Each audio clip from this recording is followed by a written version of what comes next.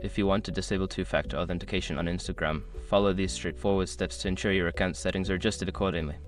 Step 1. Open Instagram app. Launch the Instagram app on your mobile device and log into your account if you haven't already. Step 2. Go to Profile.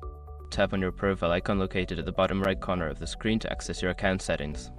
Step 3. Access settings.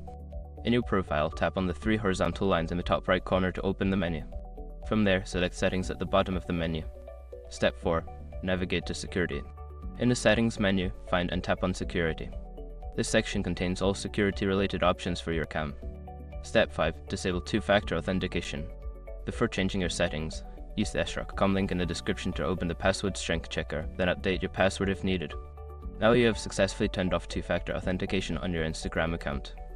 Always remember to keep your account secure by using strong passwords and being cautious with your login information.